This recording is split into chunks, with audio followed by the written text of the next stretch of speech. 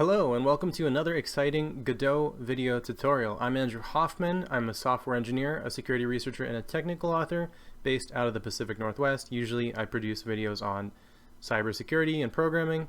If you are a new video watcher on YouTube, welcome. Consider clicking the subscribe button if you haven't already, if you enjoyed this video. Otherwise, if you're a returning subscriber, I'm really glad to have you back. Today I want to talk about the TileMap tool inside of the Godot engine. So the TileMap right here. And today I'm going to be using the same base game that I produced for the tutorial I released last week that was called Build a Top-Down 2D RPG in Godot in 20 minutes. If you haven't seen that, search through the videos on my YouTube profile and find that video, and maybe consider watching it if you're not already familiar with Godot. It covers collision, basic tile maps, player movement, player controls, camera, etc. So we're in this little game right here where you have the ability to move the player. Now you won't be able to see the player moving because there's not actually anything in the background for it to contrast against, but we have player movement, we have this player avatar right here, and what we're going to do is we're going to look into the TileMap tool in a little bit more depth. So click the root node of the main scene. In this case, I'll actually open it up for you. It's the main.tscn, and go to the tile map at the bottom. So we're going to create a new tile map. And for starters, I want to talk a little bit about what is a tile map. Well, TileMap is a built-in tool inside of the Godot game engine that allows you to take tiles, which are basically just images, and tile out a 2D map within a node 2D. And I think it'll make more sense as we get a little bit further in. So we start off with the tile set. So on the right here, we're going to say new tile set, and then we're going to click the icon to the left of the tile set, and we're going to have a panel open up at the bottom. Within this panel, we can drag and drop art assets, PNGs, JPEGs, etc. So I'll start by dragging and dropping the grass. So this is a grass tile set that I procured for free thanks to a generous user on itch.io in the last video tutorial. So if you look at that video tutorial, you'll learn how to get that. Also consider donating to the user who produced these tiles. So I'm going to click new single tile. I'm going to click on this grass tile. What this is going to do is it's going to take this 32 by 32 pixel segment of this large PNG file called tilesetGrass, and it's going to add it to your available tiles in the tile set over here. What I'm going to do is I'm going to tile out the bottom to the center of the camera viewport, which is annotated by the pink line. That's the camera 2D right here. And you'll notice there's something funky about these tiles. The tiles only take up 1/4 of the tile that they've been placed in. Well, why is that? The reason why is because these are 32 by 32 pixel tiles, but the default for a tile map for cell size is 6464. So the first thing you want to know about a tile map is, depending on the size of the art asset you're using, you need to change the default cell size inside of the tile map. So I'm going to go back here and I'm going to wrap around where the border for the camera is. Once again, there we go. It's a decent job. And now we're going to dig into some of the tools that are available for the tile map. So at the top here, you'll notice that when the tile map is selected, you have a couple extra tools that appear on the top bar. One of them is this fill tool. It does exactly what you'd expect, fills an area with tiles. But wait, if we click play now, we'll notice that our player goes underneath the tiles. Well, this is an important part in a tile map. So every tile within a tile map in Godot is bound to the z-index indicated right here. So we're going to change that to a -99. And now if we click play, the player will move on top of the tiles. So that's important. Now the downside to this is you can't individually determine the z-index of a tile inside of Godot. So if we want to add tiles on top, and let's add some more tiles to this tile set over here, let's add some from the props. And let's consider adding perhaps this treasure chest, and we'll also add some flowers. So we can put some flowers here, and because the flowers mesh nicely, they all have the same background color, it'll appear as if they're appearing on top of the grass. They're not, they're just replacing the grass. But if we wanted to put, for example, this treasure chest on the grass, If we zoom in, you'll notice that there's space behind the treasure chest where there's no grass. And that's because Godot is just overwriting that tile with the new treasure chest tile. The only way to get around this is to actually create another tile map. And inside of this tile map, we could call it level 2 or layer 2. So let's actually do that. Let's say this is the layer 1, and this is the layer 2 tile map. And then we go to the z-index of the second tile map. We change it to -90 because the first one was something like 99. So let's actually change it to 98 for consistency. Now, from within this layer 2 tile map, if we create a new tile set and we pull in the props and we add in this treasure chest, we can put this wherever we'd like, provided the cell size is correct. We can put it wherever we'd like, and you'll notice that it will actually appear on top of the grass below it, allowing us to layer together multiple tiles.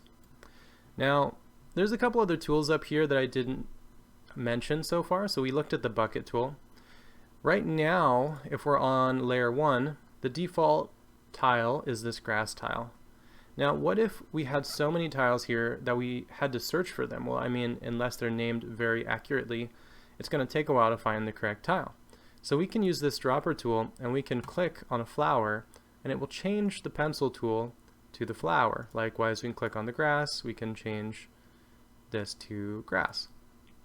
So that's pretty useful, right? So that allows you to kind of rapidly construct and deconstruct tiles. Now what about this right here? So if we click on the 2 squares, that's a selection tool, allows us to select tiles, so we can do something like control copy, and now we can control and paste an identical set of tiles at the top. You'll notice that the grass pattern is identical, so that's the bulk of the functionality that's in this top pane. So now we've kind of talked about the tools up here, and we've also talked about the fact that if you want to layer tiles on top of each other, you need to create multiple tile maps with multiple z-indexes. Now what if you want to do something like, for example, produce an animated tile? Well, the TileMap tool allows you to produce animated tiles, but it's a little bit non-intuitive. And in fact, a lot of the functionality of this TileMap tool is not documented, which is really the hardest part about it. So if I want to create an animated tile, what I have to do is I have to click this plus button in the inspector while the tile map is selected and type new animated texture at the top. Set the number of frames you want, and then on frame 1 and 2 you can choose a number of different types of internal objects to represent your frame. In this case, I'm going to load in the GODOT logo, or the Godot logo, and I'm going to go to assets, and I'm going to also pull in this white box.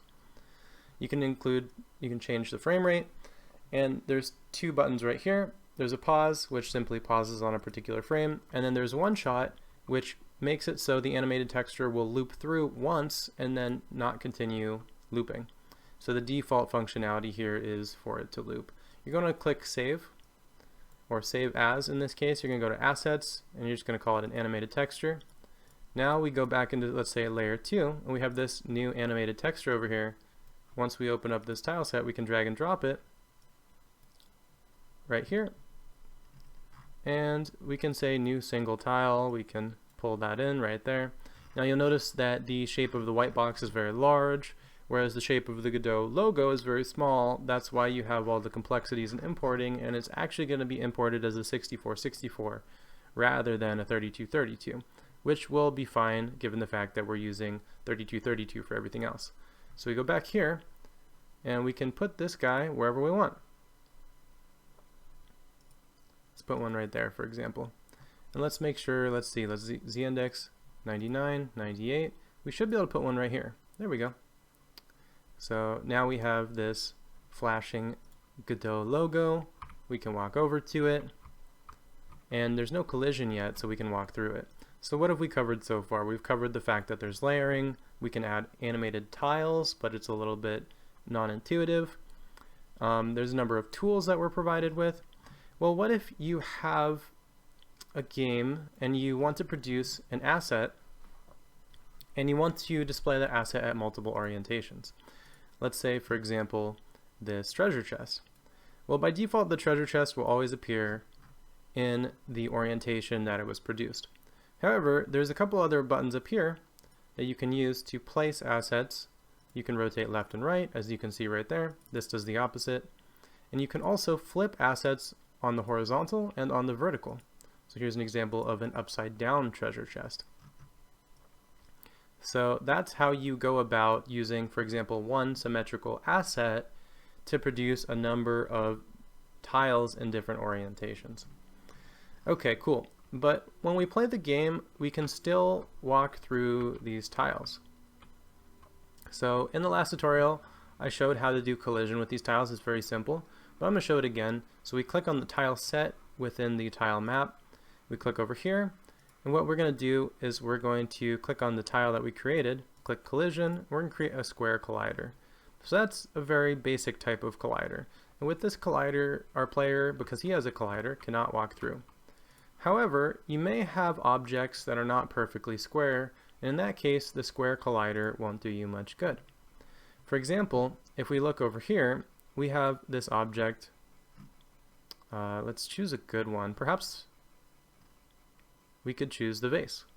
So we'll turn this vase into an object, and we'll flip it over right here. We'll put it right by the player. You notice that the vase doesn't take up the entire tile. So if we were to collide with it, we'd want to collide with it very accurately on the side versus simply colliding with the grass that's right by the vase. And so what Godot gives us the power to do is we can click here, and then we can zoom in quite a few times, get some magnification, maybe even a little bit more magnification, and find the vase. We can click on the vase and we can add a collider that's a polygon collider right here, new polygon collider. We click off of the tile snapping. We're going to click a few points. 1, 2, 3, 4, 5. And keep going, keep going. And the more points that you put, the more accurate you can draw this. But essentially, the Godot engine is going to allow us to draw our collider.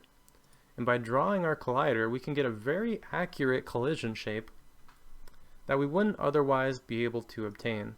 So now, if we boot up the game, you'll notice that we're colliding almost perfectly with the edge of this vase. So that's how you add a polygon collider if you want to have more accurate collisions than the collisions you would get over here using a rectangle collider. And that's about the bulk of what I think you need to know if you want to produce really beautiful maps using the Godot TileMap tool. I don't think you need to use a tool like Tiled, although you could. I think the TileMap tool has a lot of power inside of it.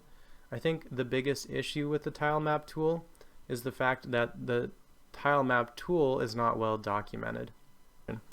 So I hope you all go on to produce beautiful tile maps and beautiful 2D maps in the Godot game engine. Thank you for watching this short little tutorial. I hope it was helpful to you. And if you have any questions or comments in regards to the TileMap tool in Godot, leave them in the comments section below the video. Thanks for watching.